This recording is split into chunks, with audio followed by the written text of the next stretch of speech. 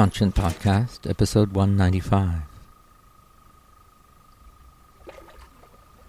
Arts and climate researcher Emma Bugg.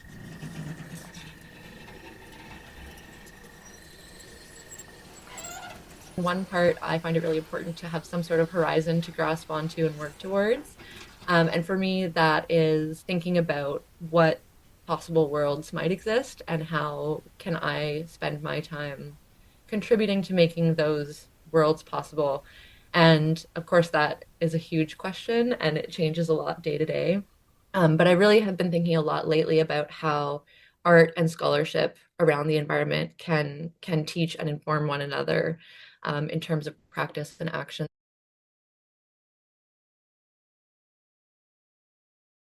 I know Emma Bugg from two art and environment research activities here in Canada.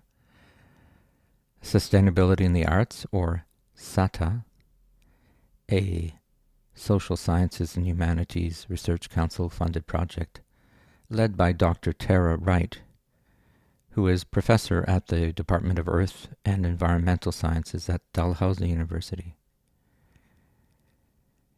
The project, SATA, identifies Canadian and global scholars, artists and practitioners working in sustainability, including myself as one of their advisors.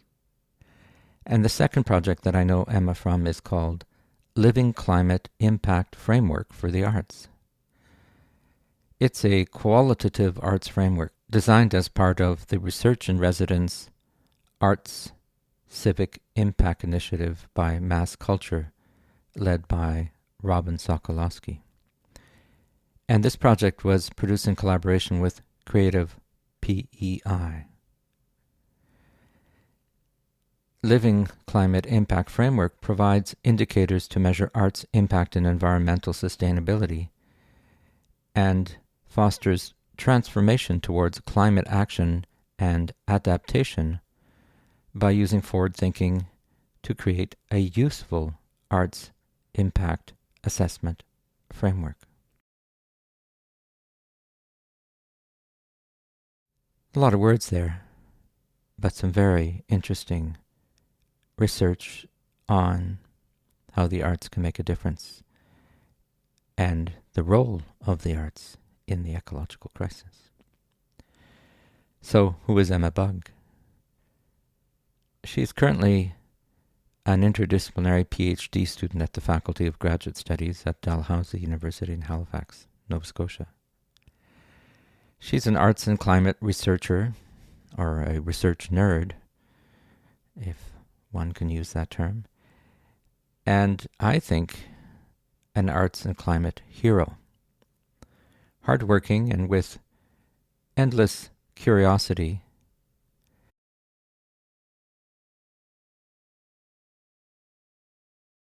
before her studies at Dalhousie, she worked at the Ottawa-based nonprofit Evidence for Democracy as the communications and campaigns manager.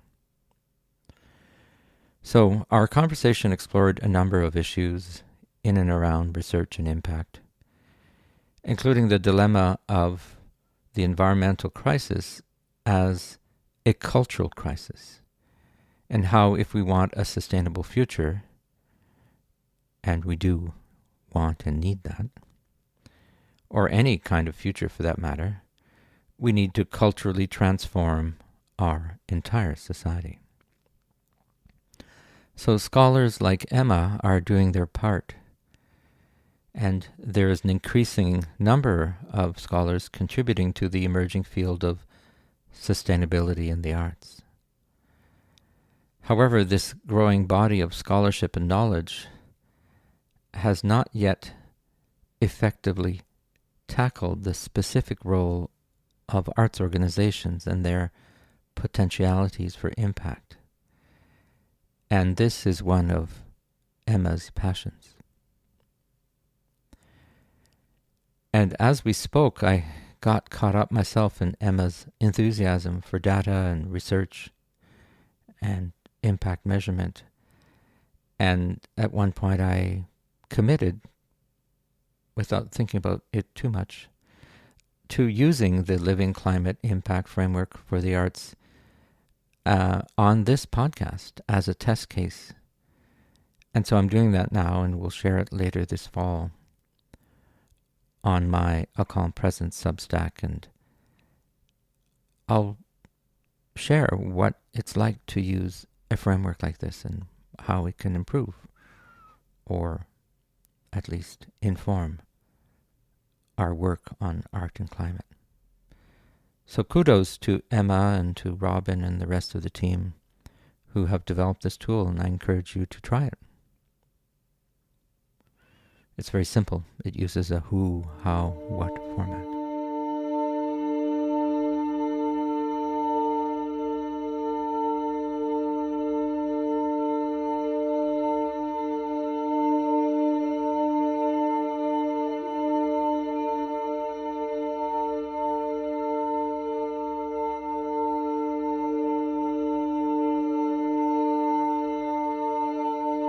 Welcome to Conscient Podcast, Emma. Thank you, Claude. Thanks for having me. Well, it's been it came upon me not too long ago that I hadn't actually talked to you about the Living Climate Impact Framework for the Arts project, even though it's something that's been on my mind. And so I'll get you to talk about it in a minute, but I'm happy, among other things, that you're in Atlantic Canada and you're working from there in Halifax. And so I haven't talked to too many guests in that region, so it's good to have a project that was done with Creative PEI and you being based in Halifax.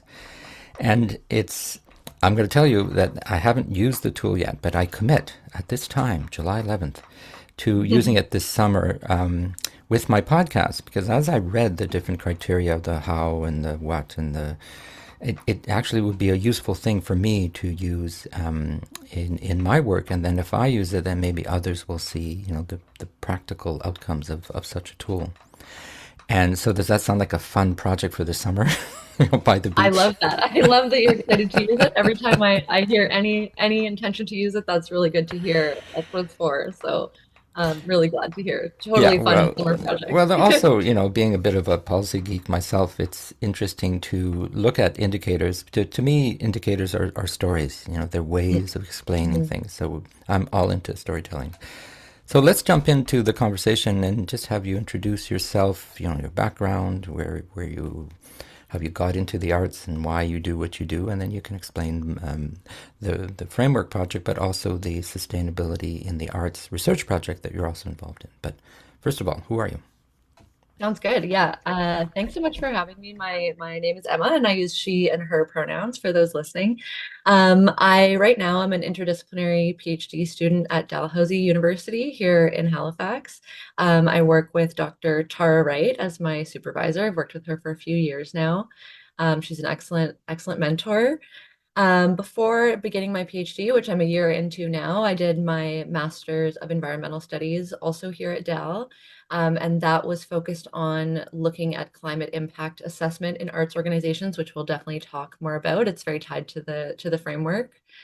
Before coming to grad school, I have a background of working in different nonprofits in a variety of capacities and different roles. I've had a lot of kind of public engagement, public education experience in environmental nonprofits. So, particularly from kind of a waste management and energy efficiency perspective, dealing with kind of public facing roles around those topics. A lot of that work I did in Saskatchewan, which is where I'm from.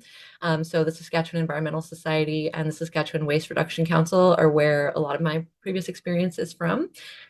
And then making art has always been important to me. I've always had my own artistic practice of some kind. It's largely revolved around drawing, but it's becoming increasingly experimental. I really enjoy trying mediums I haven't tried before. These days, I'm playing with lino cut quite a bit, having fun doing that. I really enjoy picking up tools I haven't touched before and seeing what happens. And so the those two things really existed quite separately in my life for a long time. But when I came to grad school, they merged, and I intend to stay in that merged space for the foreseeable future. I really am enjoying being able to think about questions that deal with these two worlds and they are two areas that have been so important to me for my whole life. And so it really is a natural fit for me, I think, to see those two things coming together and get to do work that engages with them both. So yeah, my introduction to the merging of the two was really several years ago when I started my master's with Tara. And I think my work relates a lot to the things you've been talking about in this season of the podcast. In a lot of different ways. I mean, the specific projects of the SATA project that you mentioned and the Living Climate Impact Framework, I'll certainly talk about those. But I think in a kind of big picture way of how I direct my life and my goals, I think it's really tied to what you're talking about and trying to spend time on in your podcast. You talk about the preparing for the world as we know it to come to an end. And I think that for many, many years, I have found that change is just the most reliable thing, and it will come. I feel that the world as I know it ends pretty often, and new kind of surroundings emerge, and it takes a while to adjust. But that's come to be an ebb and flow that I expect, though I know that we are, really facing a different scale of change that is already unfolding. But part of what I kind of wanted to mention about how my work ties to those themes is there's kind of two things. In one part, I find it really important to have some sort of horizon to grasp onto and work towards. And for me, that is thinking about what possible worlds might exist and how can I spend my time contributing to making those worlds possible. And of course, that is a huge question and it changes a lot day to day. But I really have been thinking a lot lately about how art and scholarship around the environment can teach and inform one another in terms of practice and action that we can take. The second thing that I think is really important to me in terms of holding on to this question that you've posed is recognizing that I'm not going to contribute something of value to this space if I'm not finding enjoyment in the dailiness of it. The practicalities of the work I choose, I think, do have to include enjoyment. And I think we often kind of lose sight of that, especially with the doom and gloom that we're facing. But I think it's essential for my own personal sustainability. And that's another thing that keeps me in this space. It's meeting the amazing people and seeing amazing work. But I think thinking about that daily process and the dailiness of my work more and more has become important to me, and also seeing process as the thing in itself. Outcomes are interesting, but the ways that we do our work, the way that we meet together, the way that we work with one another, I think is really where magic happens and is also where we spend so much of our time. And so I think that process and dailiness deserves a lot of our attention and is really built into the kind of world building and future imagining that I want to be doing. And so, yeah, would it be good for me now to go into the SATA project? Sure. I just wanted to mention that I just recorded another episode earlier with OYS Legwala and SGS Sarah Garten Stanley, and we talked a lot about trust. And I think what you're talking about is also maintaining and rebuilding trust in Yeah. our systems and really in a way in our belief in of ourselves and the way that art interweaves in our lives in ways that we might not even be aware. So Mhm. yes, go ahead. But one of the things that I find really interesting with your situation is that you're a bit of on the connector of art Mhm. and the academic world. And the academic world is not what it seems to be because they're intellectuals who are also activists and also mothers and Mhm. fathers and daughters and sons. But they do work in a particular way that sometimes isn't easily accessible. And so Mhm. to bring that knowledge and that ways of being and all those things to artists and others, I think is really valuable service. Yeah, so Yeah. please talk about SATA. I It's mean, I good. think that's really connected to what the SATA project is actually about as well. I think I totally agree. Trust is such an important theme here. And I think a lot of what I was thinking about when I was reflecting on the conversation we would have today is how there's so much anger in communities. There's a lot of blaming. There's a lot of telling people they're not doing enough. And I think that trust is absolutely something that we need to, in some spaces, get back. I think it's been lost in some ways. And without trust in one another and in the communities that we work in, I don't think that we have much hope for making progress. But that is really connected to what the SATA project is about. So I'll just say we've been saying SATA. That refers to sustainability and the arts. It's a little acronym that we've uh, labeled this project with for now. Basically, this work is an effort to build some cohesion and community among folks like you and I who do scholarship or who do other types of work at the intersection of the arts and the environment.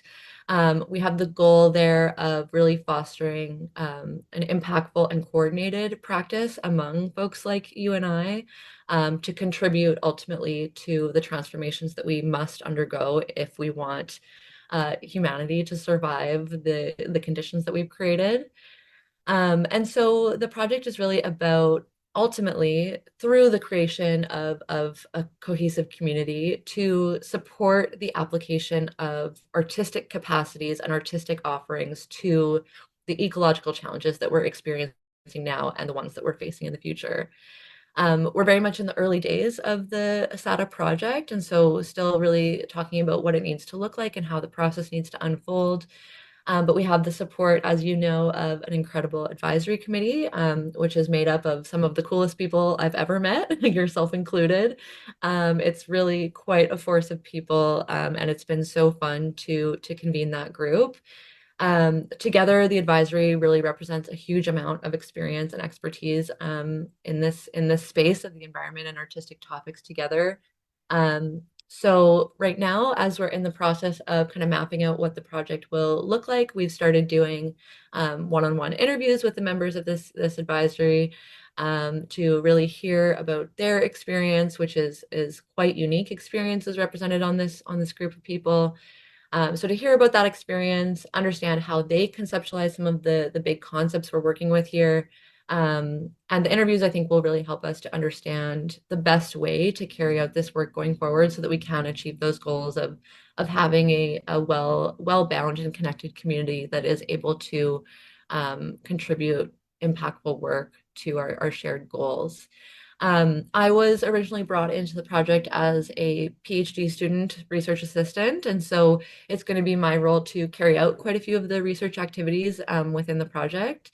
My own dissertation and the project will have a lot of overlap. And so I've been really lucky to get to be the one leading these interviews and having those conversations. And it's been such an exciting start. And I think that kind of need that sparked the whole project, like you said, that need for trust and the need for cohesion and community is already something that I'm hearing in the interviews so much. I think people are really craving some of that connection. So I'm hopeful that this project can be a site where we can work on that trust and work on that community.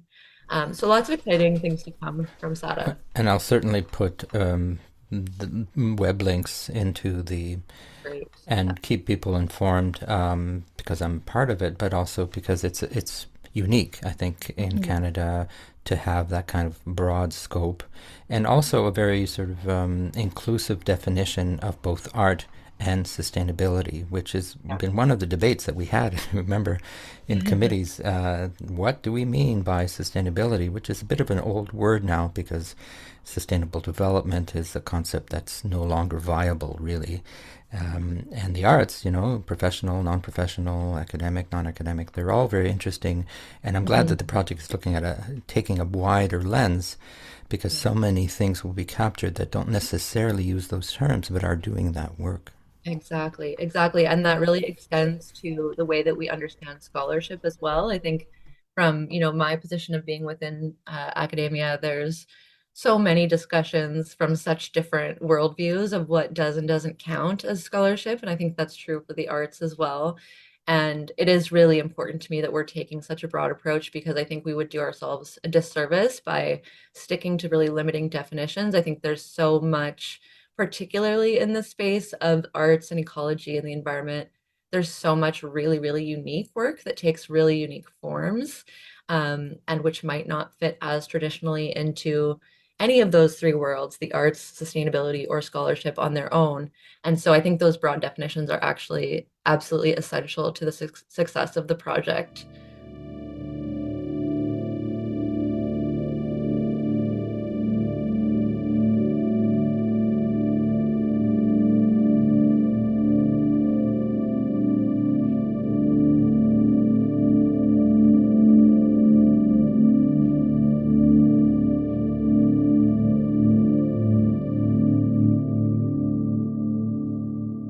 right. Well, let's jump into the framework because that I love the title, living. Yeah, so it's like So very, sort of organic, right? yeah, well, so the title was quite intentional, and I've actually been thinking about it a lot lately. One of the things I'll talk about a bit more in a moment is the work that we've done with the framework since it was originally created. But yeah, I'm the author of the Living Climate Impact Framework. I created it as a master's student and researcher with Mass Cultures Research in Residence Initiative. And for that Maybe project, just a word about mass culture so that people know what that is.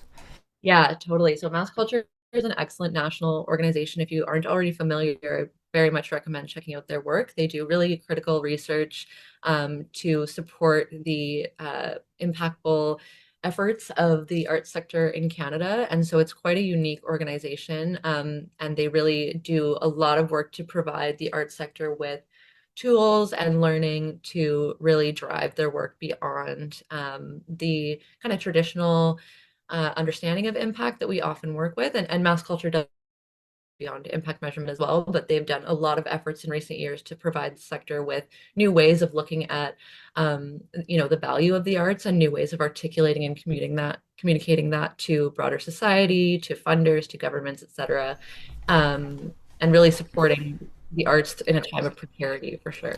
And I promise I'll stop interrupting you here because but I have done an interview with the leader of Mass Culture, Robin Sokolowski, Excellent. 3 years ago, and I'm doing another one next week in Toronto, so she'll be able to talk more about what they're doing and their Great. relationship with the climate file because they're quite proactive in engaging art service organizations and other sectors in conversation. Mhm. But let's continue with the background of the framework.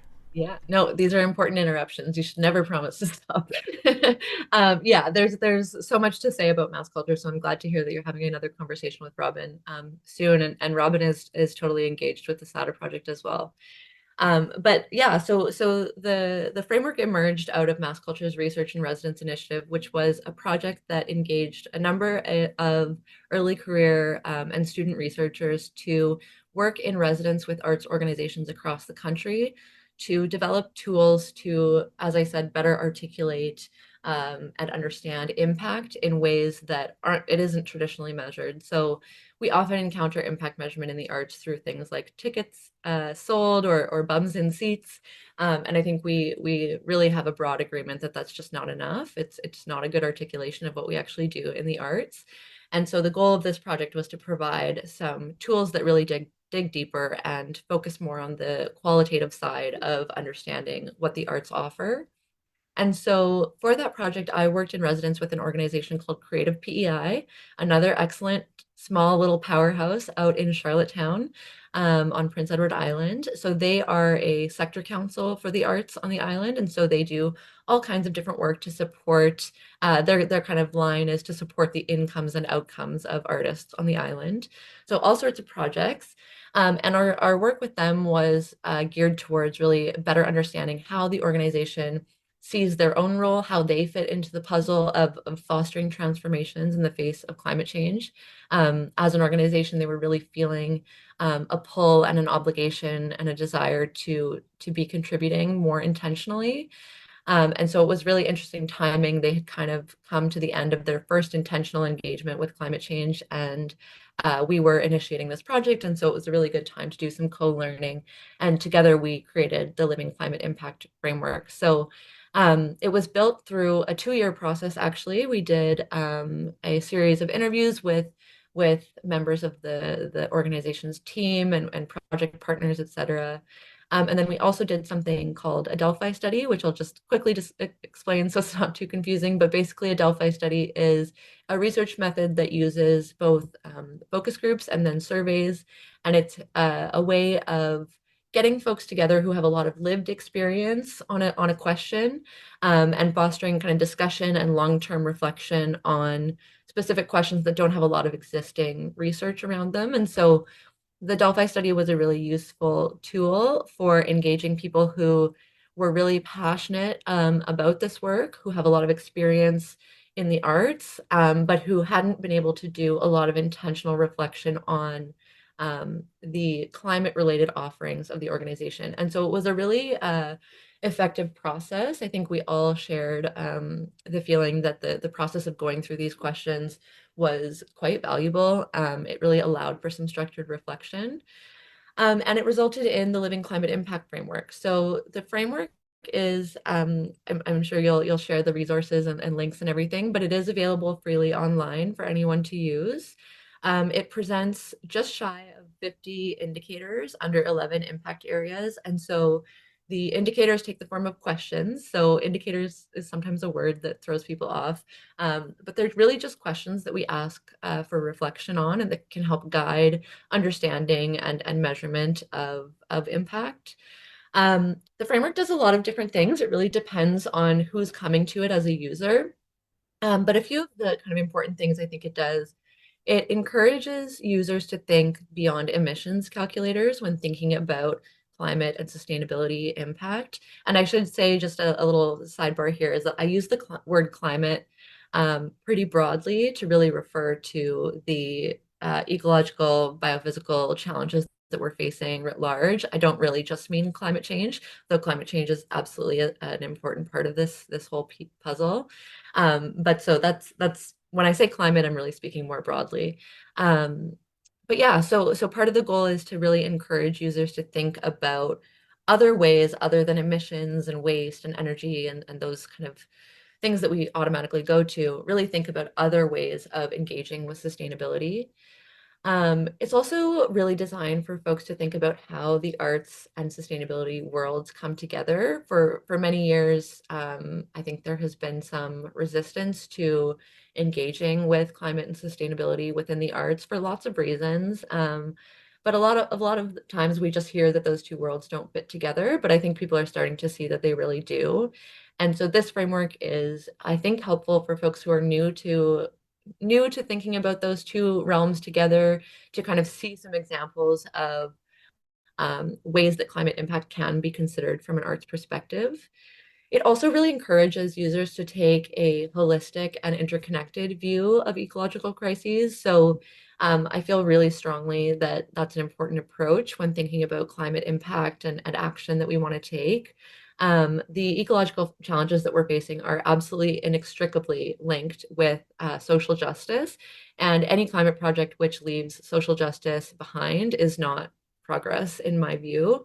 I don't have a lot of time or patience for climate projects that leave people behind in that way. And so the framework is designed to encourage that. And I think as I talk about changes, that's something I want to actually forefront further in the framework as we keep working with it.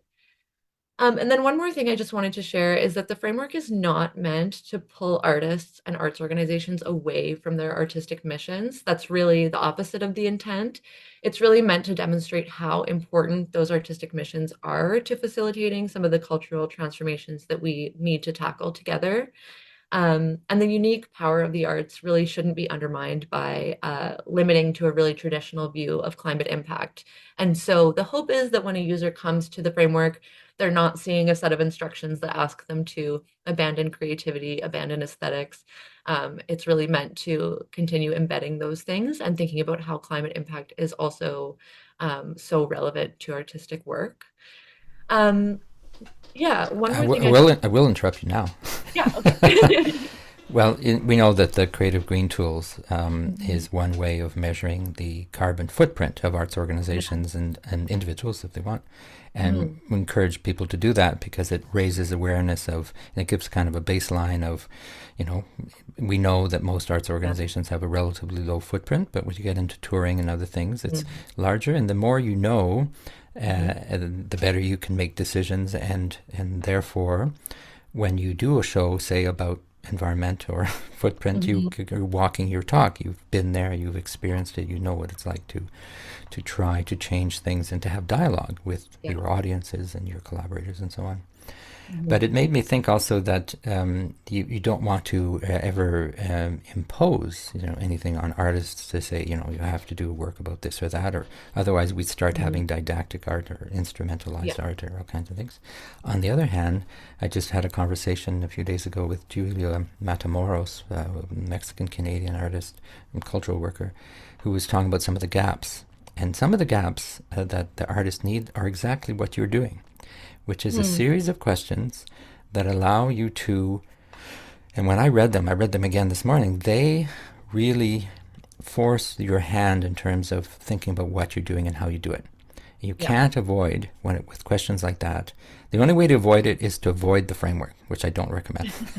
but but Sure. as you engage with the framework, you see the questions that come up about what is the impact on audiences? What Mhm. kind of questions are they asking themselves? It just goes on into these, I think, quite kind of poetic series of questions that then draw Mhm. you into what am I doing? What do I want to do? Mhm. How do I Yeah. relate to the environment?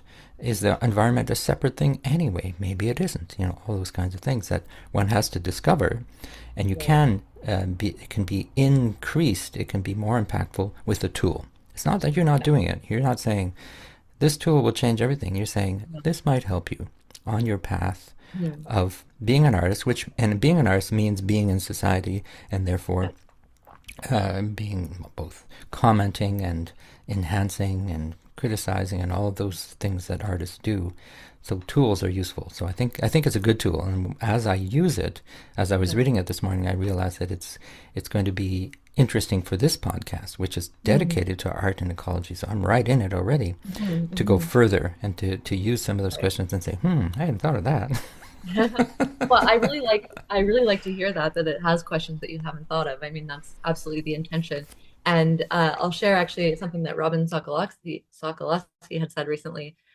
She described the framework as a table around which to gather, which I really appreciated that description of it because I think, just like you said, I don't expect the framework itself to create a lot of change without having people being willing to be receptive to the questions it poses. And I think it really is about trying to get people asking those questions and also encouraging people to think more openly about what sort of questions they should be asking themselves. And so part of how the framework was designed, it's really intended to be manipulated and changed by the people who use it. And so it is important to remember the context it was created in. It was created really thinking about the activities of one organization. And so all of the questions you see in the framework were created by people from that organization, involved in that organization in some way. But you'll see that, of course, so many of the questions are absolutely relevant in other contexts. And I'm sure there's questions that are missing for some contexts too. So as you use it, but you might encounter questions that it makes you think of that aren't included. And that's the sort of thing that we really want to see.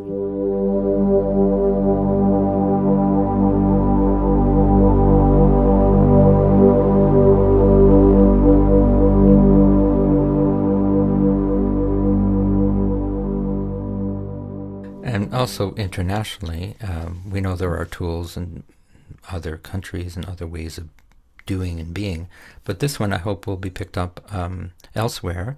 And like you Mhm. say, enhanced and critiqued, and this part worked for me and this didn't, because there's no way that, especially if you use it as with a pilot with one specific organization, that it's going to be universal. But anyway, it's not going to be universal. It's going to be a way to further um, uh, develop, and all this policy language, framework, criteria, indicators. Like I said earlier, I think they're all types of storytelling, and Yeah. so the storytelling is very compelling because you receive the information, you output information, then you receive feedback from the audience, and it's an ongoing circle of conversations Mm. and sometimes it gets very difficult. I was talking earlier in another conversation about conflict and polarization. And Mm. there's this sort of assumption that the arts are good and that we bring people together, and it's not always that simple, right? Especially with people with whom you disagree. But Right. what better forum than an art project talking about things that we all care about? We all care Yeah. about the environment. We just care about it in different ways, Yeah, right? absolutely. Yeah, and actually, that's really relevant to some of the work that we've done with the framework since it was originally shared. As I said, the intention was never for the framework to stay in its original form. That's a big part of why the word living is in the title. So I mentioned that the title was intentional, but there's kind of two reasons I chose to include the word living. The first is that it is intended, as we've talked about, to expand people's understanding of what climate impact is beyond those emissions calculators, which are absolutely important, and those bottom lines are important, but they aren't the whole story. And so living is was partially chosen to really embed the idea that everything that we do and the ways that we do it are part of how we navigate this challenge. And then living was also put in the title to encourage people to change it. So it's supposed to change, and it will, and it is already. And so some work that we did recently, which was also led by Mass Culture to kind of further the learning around these impacts, was test them out in different organizational contexts. And so I worked with an organization called Caravan Farm Theatre. They're a fantastic theater company out in BC. Highly recommend checking them out. I haven't had a chance to go there in person, but it is now on my bucket list to get to one of their productions. And they are a really unique company. They do, land-based theater, and they have noticed that they have a really unique way of engaging with audiences. But they were having some trouble articulating what that magic really was. And so we did some work with this framework where we selected just 4 of the questions.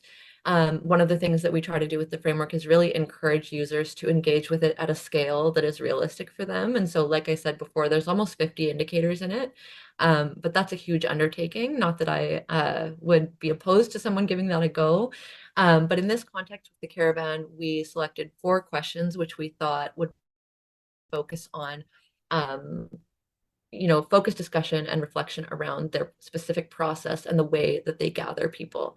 And so the goal of that was to be able to build some narrative, build some storytelling around the way that they gather and the way that they share their artwork with the community, and the impact that that has. And so we did quite a long engagement. We did written reflections from staff members on those questions. We held a focus group with some team members to discuss the questions, did a one-on-one interview with one particular staff member, and then we also sent the questions out in an audience survey. And that was a really valuable part of kind of deploying that framework, because we were able to see if the audience perception really matched the internal perception from the organization. And it did, which was a fantastic thing to see. It was very reassuring for the organization. But that was kind of one of the first more robust tests we've done of the framework outside of the original context of creative PEI. And it was really valuable for learning about what is and isn't accessible about using the framework and how many different ways it can be applied. I think I was really glad to see how effectively it did lend to storytelling. As you said, I think each of the questions in it invites a story to be told in response. Well, that's an interesting example, the Caravan Farm Theatre, because Vicky Stroik, who's a Mhm. long-time theatre and climate and environment activist, is one of the staff members there, and she gave a presentation at an art service organization meeting online recently that Mass Culture organized with Canada Council, and she talked about the difficulty of the wildfires in BC and the smoke arriving in performance areas and affecting, cancellations, and then having to measure the amount of pollution or toxicity in the air in terms of the safety. And unfortunately, this is going to become more of a reality for everybody, but including arts organizations, as how do you deal with the catastrophes that are unfolding, the environmental ones that are linked to climate change and environmental degradation, as arts organizations. What do? Well, you make sure your audience is safe. You obviously try to mitigate the climate effects, but it's uncharted territory, because we've always had ups and downs of storms and floods and fires, but the level and the consistency of their presence future forward, until we change our behavior, is something that arts organizations are not ready for, because nobody's ready for it.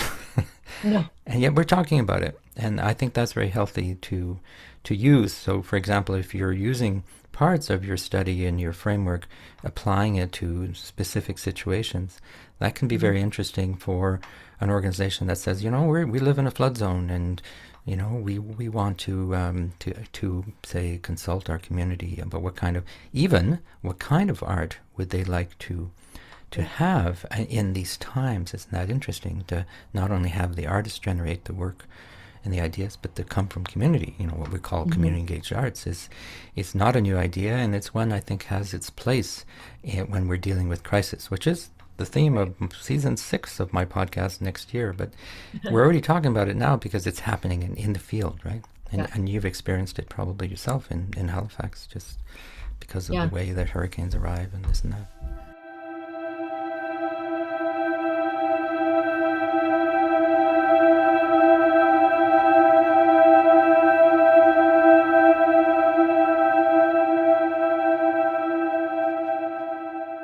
Certainly. And I think, I mean, something really powerful that I know the caravan has experienced is, I mean, it has been so challenging for them to deal with wildfires and all the conditions that come with that. But it's also created a really unique way of tying them to the community in a way that they weren't as explicitly tied before. And so they have hosted community conversations about wildfires, which is something that is so, so valuable, giving people a space to come and express the emotions they're feeling, the fears they're having, the way that their day went when it was derailed by smoke or fire, and so creating those forums and venues to have that shared expression of what we're experiencing, I think is so valuable. And that's something that kind of happened by accident to the caravan because of the conditions that they were forced into.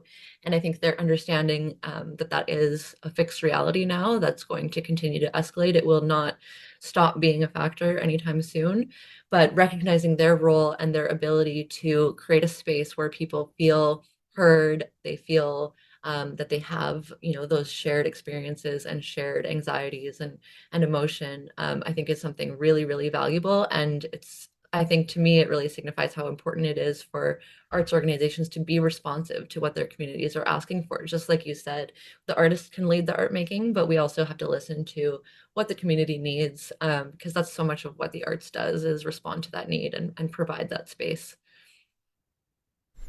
Well, we could go on, Emma, but we won't because I like to keep these conversations relatively short. What I would do, however, is in a year or so, or Mhm. revisit how well, maybe my own use of it, but many others, and Right. see how something that is a theory in the sense that it came up as a model to be used, how it can serve other purposes and other tools out there. And because of the SATA research, you're going to be aware of many other initiatives, including in the decolonial theory world and other, postmodern theories, not theories, but also Yeah. thought of ways of thinking, but also ways of being. Right. Mhm. That's very interesting to revisit and to constantly be immersed, not in the micro detail. That's your job. You're doing a PhD, but you can then help us with high level summaries and pointers as to what you're finding, especially connections to be made between different Mhm. pieces of research. And I try to do that with the podcast, but it's hard to stay on top of it in French and English internationally. Yeah. But there are projects, and they're funded by SHIRK and other agencies that allow us to have specialists then do some of Mhm. that connecting work. Well, and it is such a, I find myself, complaining about academia here and there, but it really is. I've been reminded lately by some people I really respect that academia has its challenges, but it really affords space for this type of thinking and reflection that we don't often have elsewhere. And so I really do feel so privileged to be able to be doing this work as a PhD student. There's not a lot of other spaces where I might be able to spend this much time and intention kind of diving in the way that I'd like to. And so I really am grateful to be able to do that. And I agree, I think it's so important. And we can use different terms, academia. I think of them as public intellectuals. I think of them as holders of wisdom. I think of them as inquirers, people who are Mhm. asking questions that they don't know the answers to, but they know how to ask a good question. That's really what they're doing. They just happen to be in an ivory tower, or not, because a lot of them are in the Yeah. community now. They're very much ingrained in community life, and that's been a real important development in academia in the last 20 years, that the funders are asking for community connections. So, to end, I'm sure you read a lot of books and listen to things because you have to. What are you reading and listening to these days that you would recommend to our listeners? Yeah, so I was thinking a little bit about this because I knew you were gonna ask. One of the things I really want to recommend, I have to full disclosure, I haven't read the whole book, but the introduction absolutely swept me off my feet. So it's called Emergent Strategy by Adrienne Marie Brown.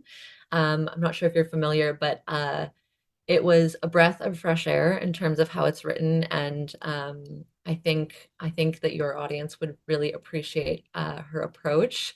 And it's all about activism. She talks a lot about climate and environment, but it's not necessarily restricted to that. And it's all about building responsive, responsible, and creative strategies for engaging one another and being resilient through the type of work that we're doing, which of course, is going to be so important. It's a heavy place to be.